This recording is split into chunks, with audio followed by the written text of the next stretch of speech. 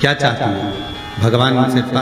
माँ रति कह रही हैं, दिक्कत केवल इतनी सी है कि मेरा पति जलकर भस्म हुआ, वो आपने वर दे दिया कि वो कृष्ण के पुत्र बनकर हमें मिल जाएंगे, वो हम मान रहे हैं, सब जानते हैं हम, ठीक है। पर दिक्कत इतनी सी है कि जिस आम के पेड़ पर मेरा पति बैठा हुआ था, उसके चक्कर में वो आम का पेड़ भी जला।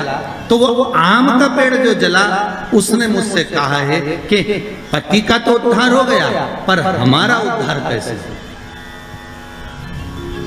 अब देखिए, कई लोग कहते हैं प्रश्न करने वाले पीछे नहीं हटते महाराज, बहुत प्रश्न करते हैं और प्रश्न कर कर पूछते हैं, गुरुजी ये कलश के ऊपर आम के पत्ते क्यों लगते हैं? उसका उत्तर है ये, ध्यान दीजिए। प्रश्न बहुत है तो उसके उत्तर भी बहुत है, बस उसको समझने वाला चाहिए।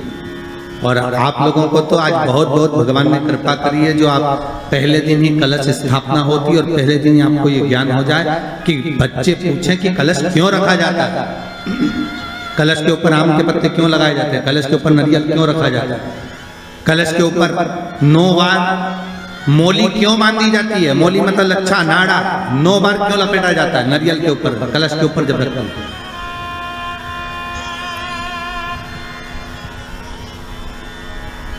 कलश के ऊपर जब जब श्रीफल रखाता है, नारियल रखाता है, तो उस पर 5 बार 7 बार मोली नहीं लपेटी जाएगी, तो 9 ही बार लपेटी जाएगी। 5 या 7 बार लपेटते हैं तो कहते हैं कि लक्ष्मी की छिन्नता होती है, और वो 9 बार लपेटी जाती है तो भरपूर लक्ष्मी का भंडार भरती। क्यों कहते हैं महाराज आम के पल्लव?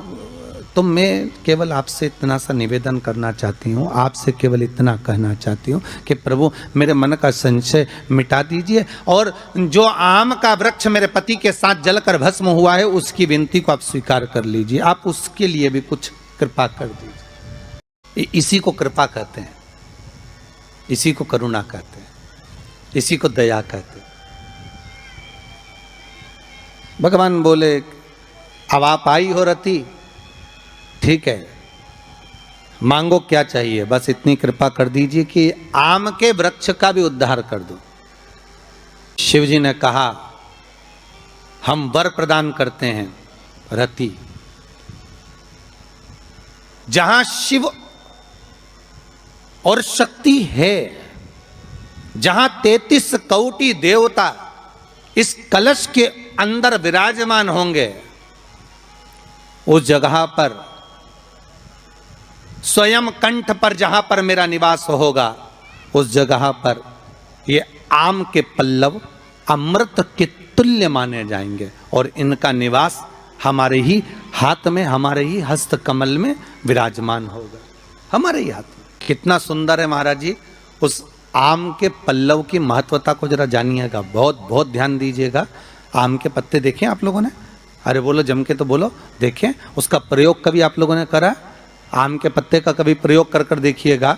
अभी तो नवरात्रि चल रही है, नवरात्रे में जब 5वां दिन नवरात्रे का रहे, चैत्री नवरात्रे का 5वां दिन रहे, और मान लो कि आपके घर में किसी बच्चे की, लड़के की या लड़की का या मंगल विवाह नहीं हो रहा हो, या शादी नहीं हो रही हो, या उस लड़के लड़की के लिए बहुत प्रयास कर लिया आपने और उसकी शादी हो ही नहीं रही, अथक प्रयास आपने कर लिया और उसका मंगल विवाह नहीं हो रहा, तो ये देवी भागवत में स्पष्ट कहा गया है, देवी भागवत में वर्णन किया गया है, देवी भागवत में वर्णित किया गया, और देवी भागवत में कहा गया कि आम का जो पत्ते होते हैं, आम का जो पत्ता होता है, आम का जो पल्लव होता है, उस आम के पत्ते पर हल्दी और सिंदूर, इन दोनों से स्वस्तिक का निर्माण किया जाए। देवी भागवत का संवाद है, बहुत ध्यान देना महाराज। जिन कन्याओं का विवाह ना हो पंचमी के दिन, नवरात्रे की कोई सी भी पंचमी, मतलब जो पंचमी तिथि पड़ेगी, कोई भी नवरात्रा हो, चाहे वो 4 नवरात्रे में से, चाहे वो पौष का हो, अश्विन का हो, चैत्र का हो, आषाढ़ का हो, किसी भी नवरात्रे में आप कर सकते हैं। एक पान के पत्ते पर, एक ही पत्ते पर जो 2 स्वस्तिक बनेंगे, एक हल्दी का बनेगा, एक सिंदूर का बनेगा। बस अंतर इतना है, जो हल्दी का स्वस्तिक है उस पर कंकु के चावल, अर्थात रौली के चावल, रौली कुंकू के चावल रखना है, और जो सिंदूर का है उस पे हल्दी के चावल रखना। इतना रखकर जिस लड़का लड़की का विवाह नहीं होता उसकी हथेली पर रखकर उसका नाम और गोत्र बोलकर महाराज उसको ले जाकर नीम के पेड़ के नीचे उसको रख दिया जाता है। मात्र 3.5 या 4 महीने ऐसे रहते हैं जिसके अंदर उस लड़का लड़की का विवाह पक्का हो जाता है। जिसका विवाह नहीं होता केवल उसी के लिए,